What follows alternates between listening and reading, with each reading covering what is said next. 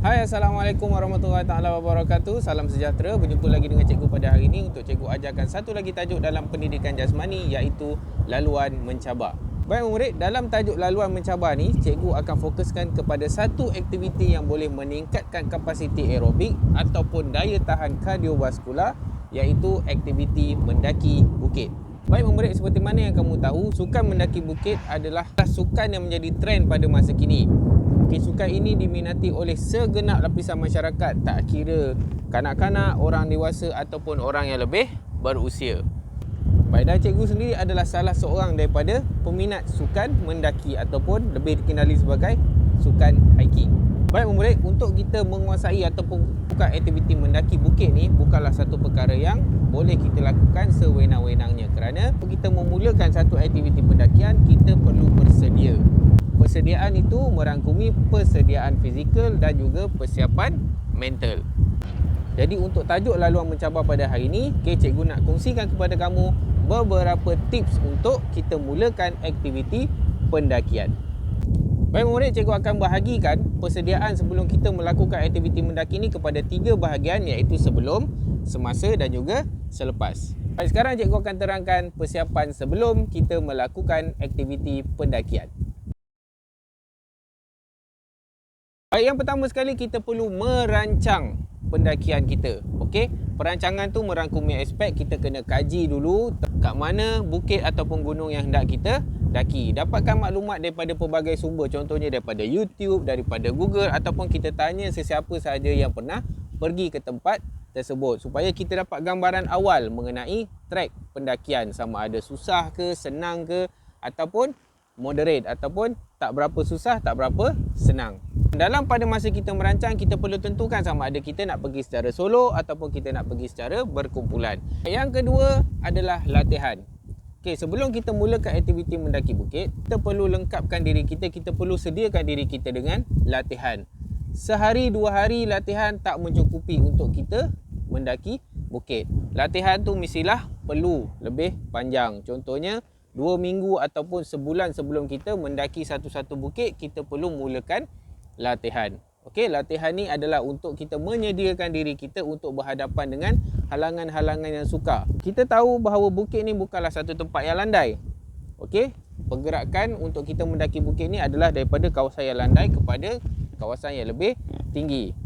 Jadi bila kita mendaki bukit, otot kita akan bekerja dengan lebih kuat, jantung kita akan berdegup dengan lebih kencang. Jadi kalau kita tak sediakan diri kita untuk menghadapi cabaran tersebut, ditakuti akan mendatangkan sebarang masalah kepada diri kamu. Jadi kamu boleh mulakan latihan kamu tu macam mana?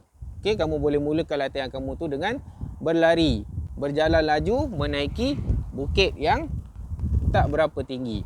Okey, biasakan kamu dengan perubahan trek. Maksudnya daripada trek yang landai kepada trek yang mendaki. Dan semakin lama kamu lakukan latihan tersebut, kamu boleh tambahkan intensiti latihan dengan berlari sambil mendaki bukit. Baik, yang ketiga, kamu perlu cukupkan kelengkapan sebelum kamu mendaki. Contohnya kamu perlu bawa beg, pakai kasut yang sesuai, okey, pakaian yang sesuai. Okey, kamu perlu bawa beg dan dalam beg tu kamu mesti bawa air, kemudian makanan tambahan, contohnya coklat, makanan-makanan yang manis untuk menambahkan tenaga bagi diri kamu. Kemudian peti kecemasan, whistle dan alatan-alatan lain yang kamu fikirkan sesuai untuk dibawa semasa mendaki dan berguna kepada kamu semasa kecemasan. Dan pada malam sebelum kamu mulakan pendakian, kamu wajib tidur 8 hingga 10 jam. Kenapa kamu perlu dapatkan rehat yang cukup, tidur yang cukup? Kerana bila kamu mendaki, kamu akan gunakan tenaga yang berlebihan. Okey, jantung kamu akan berdegup dengan laju, otot-otot kamu akan bekerja dengan kuat. Jadi kalau kamu tak dapatkan rehat yang cukup, okey, kamu boleh mendapat kecederaan semasa kamu mendaki bukit. Baik murid, tadi cikgu dah sentuh mengenai persiapan sebelum kamu jalankan aktiviti mendaki bukit. Okey, sekarang cikgu nak tunjukkan apa yang perlu kita lakukan semasa kita mendaki bukit. Baik, yang pertama sekali, kamu mesti pastikan sebelum kamu mulakan pendakian kamu, barang-barang yang cikgu sebutkan tadi, contohnya air, makanan, peti kecemasan, whistle, okey, dan apa-apa saja barangan yang perlu untuk kecemasan, kamu dah bawa. Okay? Yang kedua, sebelum kita mulakan pendakian, kita mesti panaskan badan terlebih dahulu. Kita warm up. Okey, cikgu dah tunjukkan dalam tajuk yang sebelum ni macam mana cara untuk kita panaskan badan, macam mana cara untuk kita buat regangan. Baik, yang ketiga, untuk kita umat Islam, okey, tak kiralah apa agama ataupun bangsa sekalipun, kita mesti berdoa, kita mohon pertolongan daripada Allah Subhanahu Wa Taala. Kita minta kepada Tuhan supaya perjalanan kita dipermudahkan. Yang seterusnya, bila kita dah mula mendaki bukit, kita mesti mendaki ikut kemampuan diri kita. Okay, kalau kita pergi secara berkumpulan, kalau kawan kita laju, kita rasa kita tak boleh nak laju, kita jangan paksa diri kita untuk laju. Kita mendaki secara perlahan-lahan, okay? Kita jalan secara santai. Jangan kita lakukan aktiviti ni di luar kemampuan diri kita. Bila kita lakukan aktiviti ni di luar kemampuan diri kita, ditakuti akan terjadi perkara-perkara yang tidak diingini. Sentiasa periksa jantung awak, nadi awak. Kalau dah terlampau laju, kalau awak dah tercungap-cungap, dah termengah-mengah, berhenti, rehat, minum air, makan dulu. Okay, bila awak rasa badan awak dah sedia untuk mulakan balik pendakian, baru awak mulakan. Okay? Dan semasa kita melalui kawasan trek hutan, tak kiralah trek tu trek yang dibuat dengan jalan tar ataupun trek hutan yang sebenar, perhatikan kawasan sekeliling. Kerana bila kita berada di dalam hutan, bahaya ada di mana-mana. Contoh, apa yang biasa cikgu jumpa kalau berada dalam hutan adalah binatang-binatang yang berbisa ataupun binatang-binatang yang boleh mengancam keselamatan diri kita. Jadi itu dia tadi beberapa perkara yang cikgu nak kongsikan berkenaan dengan persiapan kamu sebelum dan semasa kamu melakukan aktiviti pendakian.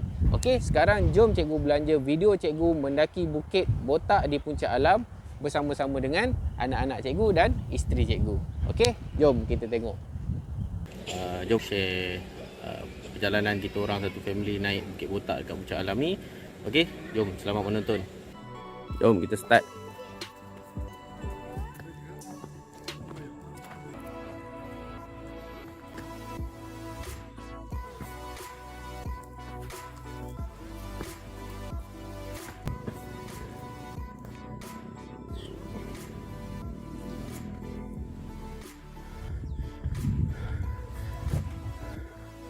Wah, dah penat. Ha?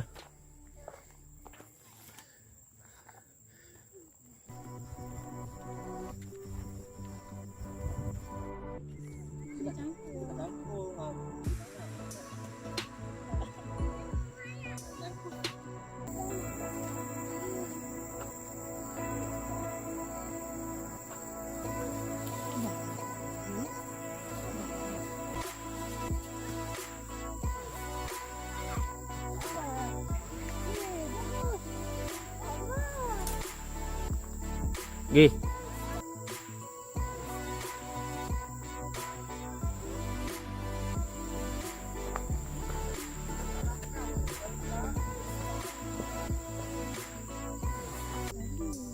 Wah.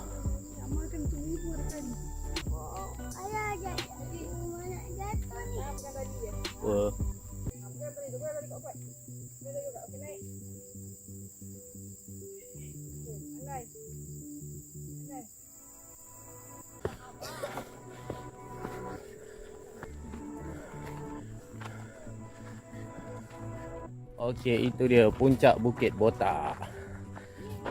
Botak.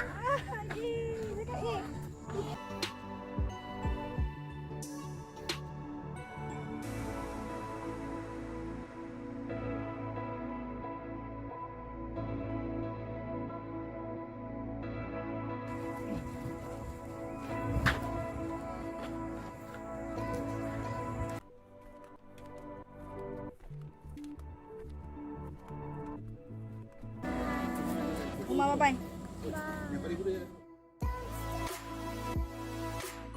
Baik pemuda, itu dia tadi aktiviti pendakian yang cikgu lakukan bersama-sama dengan keluarga cikgu. Okey. Jadi lepas ni kamu pun boleh ajak juga ahli keluarga kamu, mak ayah kamu, adik-beradik kamu untuk sama-sama lakukan aktiviti pendakian. Okey, tapi apa pun sebelum kita mulakan aktiviti pendakian, kita kena mulakan dengan latihan dulu. Okey, jangan terus pergi. Okey, perkara pertama sekali adalah kita mesti menyejukkan badan kita untuk kita menurunkan kadar nadi kita, suhu badan kita, pernafasan kita supaya kita lebih relax dan otot-otot kita ni tak akan jadi lesu. Dan seterusnya bila kamu sampai ke rumah, apa yang perlu kamu buat untuk kamu relaxkan lagi otot-otot kamu? Okey, kamu boleh rendamkan kaki kamu dalam ais.